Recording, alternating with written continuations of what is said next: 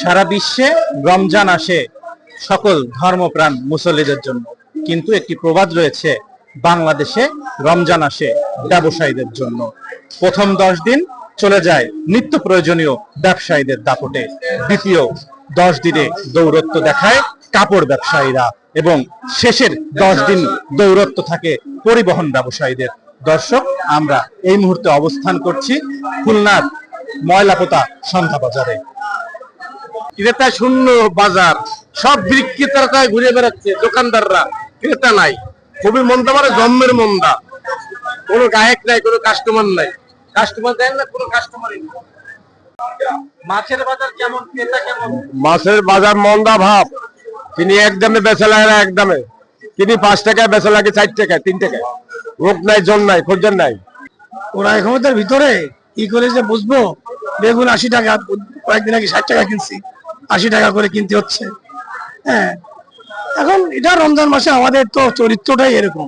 আপনি আশ্চর্য হয়ে যাবেন, আমার মেয়ে একটা নরওয়েতে থাকে, কালকে ওর সাথে কথা হচ্ছিল আমার, তো বললো যে আপু এখানে এই রমজান উপলক্ষে প্রতিটা জিনিসের দাম এটা কমিয়ে দিয়েছে।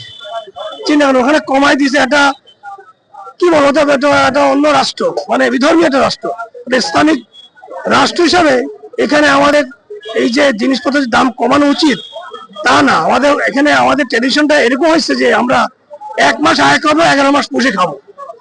আমাদের অবস্থাটা এরকম, এটা দেখার কেউ নাই। তুলনামূলক একটু কম। এটা কি বাজার দরের ঊর্ধ্বগতির কারণে? না না না, বাজার উদ্যোগতির কারণে না, রমজানে একটু মাংস কম খায় রোজাদাররা। মাংস প্রতি কেজি কত করে বিক্রি করছেন? কারণ আমাদের নির্ধারিত সরকার রেট দিছে 1100 টাকা খাসি, 1100 টাকা খাসির মাংস, আর বকরি বকরি দিছে 1000 টাকা। কেমন, খরিদ্দার কেমন? আচ্ছা, আলহামদুলিল্লাহ ভালো, রোজা একেবারে খারাপ না, হচ্ছে টুকটাক হচ্ছে। আলহামদুলিল্লাহ ভালো, বেচা কেনা ভালো, সবকিছু মানুষের ক্রয় ক্ষমতার ভিতর আছে। এবার রমজানে সব জিনিসেরই দ্রব্য মূল্যের দাম ইনশাল্লাহ কম। ক্রেতা শূন্য খুলনার সব থেকে বড় কাঁচা বাজার খুলনা সন্ধ্যা বাজার।